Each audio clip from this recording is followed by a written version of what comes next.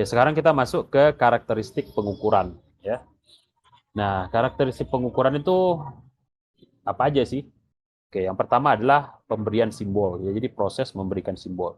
Ya, pengukuran ya dalam istilah umum adalah proses menetapkan simbol untuk dilakukan proses pengamatan ya dalam berbagai cara yang bermakna dan konsisten ya. Jadi dari waktu ke waktu itu sama. Nah, simbol seharusnya mengekspresikan posisi skala yang pasti karena dikaitkan dengan kata ukuran. Nah, ketika kita mengukur, maka kita harus trust, kita harus percaya dengan alat ukur kita, cara mengukur kita, dan apa yang kita harapkan dari proses pengukuran kita ya. Despite objeknya memiliki bentuk yang berbeda-beda. Dalam proses pengukuran, peneliti tidak memberikan nomor pilihannya sendiri, tetapi menurut aturan tertentu. Jadi aturannya sudah ada ya, sudah baku, sudah disepakati. Aturan tertentu yang tetap dan eksplisit. Dalam pengukuran fisik, ketika seseorang mengukur panjang jalan atau kain dalam meter, kaki dan inci, aturan untuk menetapkan angka sangat eksplisit dan jelas. Ya, ini jadi ada ukuran yang fix ya. Tapi harus diingat juga ya, dalam ilmu perilaku, aturan pengukuran umumnya tidak jelas dan kurang eksplisit. Jadi sebenarnya ada juga ukuran-ukuran yang tidak eksplisit, namun tetap tentunya harus ada kesepakatan ya. Misalnya seorang anak ingin mengukur kreativitas atau kecerdasan seorang anak. Dalam situasi seperti itu aturan tidak akan sejelas dalam ilmu fisika. Oke, tapi tentunya tetap ya ukuran tersebut harus ya at least bisa mengakomodasi ya sesuatu yang minimal dan sesuatu yang maksimal. Oke, kemudian karakteristik pengukuran itu adalah tidak ada titik nol yang mutlak. Ya, dalam pengukuran mental tidak ada titik nol yang mutlak. Jadi sifat itu nggak mutlak. Ini relatif terhadap beberapa standar arbiter. Jadi ada ini ya, apa namanya? Ada perdamaian lah ya. Maksudnya kalau dia dapat nol bukan bermakna nol tidak ada ya. Kalau tidak ada berarti tidak ada data gitu. Tapi kita menganggap nol itu sebagai misalnya sesuatu yang tidak disukai ya atau sesuatu yang disukai. Nah, seseorang siswa mendapat nilai nol dalam ujian atau mata pelajaran, maka itu tidak berarti bahwa dia tidak tahu apa-apa tentang tes atau subjek tersebut. Ya, jadi ini maksud tidak ada titik nol. Ya. Kita tidak dapat mengklaim bahwa seseorang anak laki dengan IQ 110 bahwa dia 2 kali lebih cerdas dari anak laki-laki dengan IQ 55. Jadi sifatnya ini bukan seperti akumulatif ya, di mana bisa kita kali lipatkan. Jadi itu maksud dari tidak ada titik nol mutlak. Terus kemudian pengukuran itu pasti akan melibatkan kuantifikasi, ya, di mana pengukuran angka yang digunakan itu akan mewakili jumlah atribut, ya. Nah, kuantifikasi akan menunjukkan seberapa banyak, jadi banyaknya yang ditunjukkan. Jadi ada indikasinya dan sejauh mana atribut tertentu ada dalam objek tertentu, ya. Terus kemudian karakter yang keempat adalah proses yang kompleks, di mana proses pengukuran dalam ilmu perilaku sulit sekali sekaligus kompleks ya. Sifat atau atribut tidak secara langsung diukur dengan skala, tetapi sifat diukur secara tidak langsung oleh perilaku. Ya, dasar pengukurannya adalah perilaku subjek. Semua sifat perilaku diukur dengan bantuan perilaku. Baik perilaku terbuka maupun terselubung digunakan dalam proses pengukuran. Jadi prosesnya itu kompleks. Jadi dapatnya ukuran itu tidak serta-merta dari satu arah gitu, tapi dari banyak arah yang kita coba consideration. Makanya semakin kompleks ya didapatkannya alat-alat ukur tadi atau pengukuran tadi ya, standar pengukuran tadi ya, berarti semakin bagus gitu. Kenapa? Karena dari sini kita bisa melihat ya perbedaan-perbedaan, variasinya ya, toleransinya dan seterusnya. Jadi semakin kompleks maka semakin bagus. Kalau tidak kompleks berarti tidak bagus. Kemudian karakteristik pengukuran juga harus ada batasan ya. Pengukuran dalam ilmu perilaku menyampaikan rasa tak terhingga, artinya kita tidak dapat mengukur keseluruhan atribut individu. Ya. Nah, ketika dia terbatas ya, maka berarti ada yang salah ya. Jadi pengukuran itu harus bisa indefinite ataupun infinite ya. Jadi bisa mengukur sesuatu yang nggak jelas dengan ukuran-ukuran sehingga nampak seakan-akan jelas gitu, padahal dia mewakili ketidakjelasan tersebut. Dan ini nanti kaitannya dengan jenis datanya ya, apakah datanya ordinal, kemudian interval, rasio ataupun ordinal ya. Tapi prinsipnya adalah sesungguhnya ukuran itu adalah tak terbatas ya, infinite. Karena kalau tidak, tentu kita tidak bisa mengukur mengakomodasinya ya. Sesuatu yang mengakomodasi itu harus meliputi sesuatu yang diakomodasi.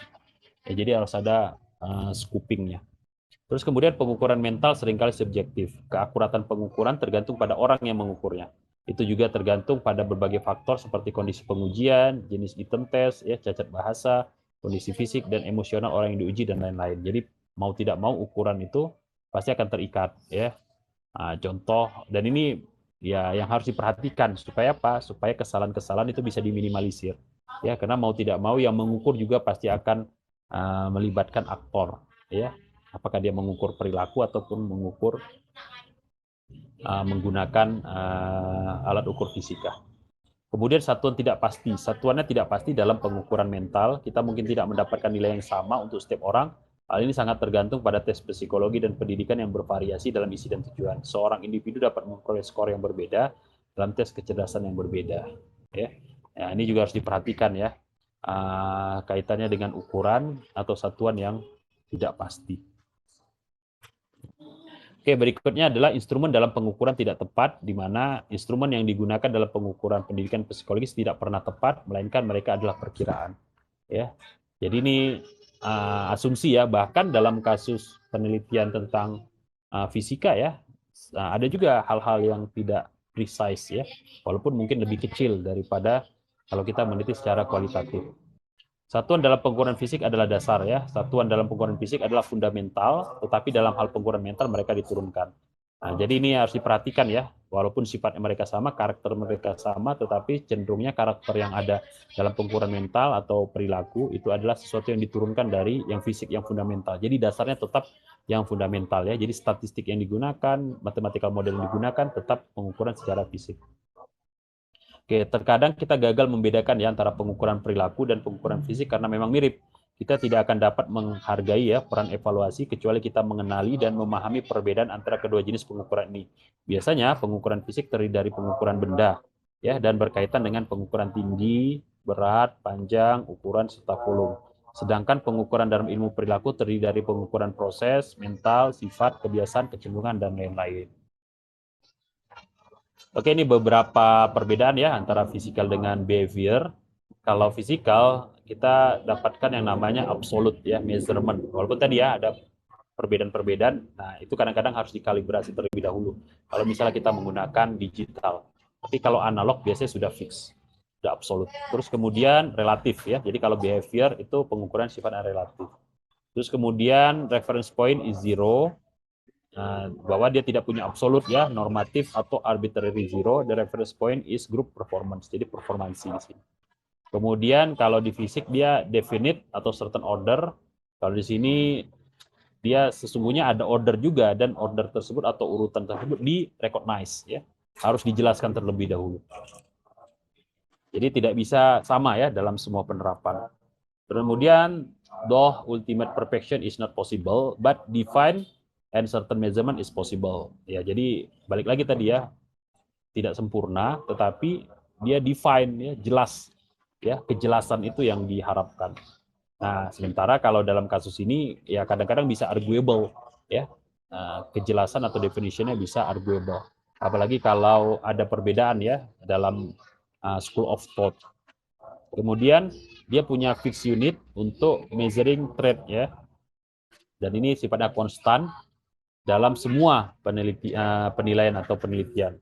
Dan unitnya ini sangat fundamental dan punya nilai yang definite. Sementara kalau dalam kasus behavior tidak ada fix ya, no fix unit untuk mengukur any trait atau variabel, dan dia berbeda-beda dalam proses measurementnya. Unit juga dihasilkan, derive ya atau diturunkan, dan value-nya itu indefinite ya.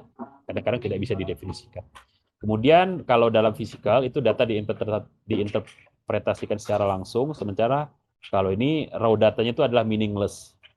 Tetapi dia harus ditransformasikan menjadi skor-skor yang standar sehingga bisa diinterpretasikan. Jadi kalau kita langsung dapat dari raw data, itu dia meaningless, nggak bisa dimaknai.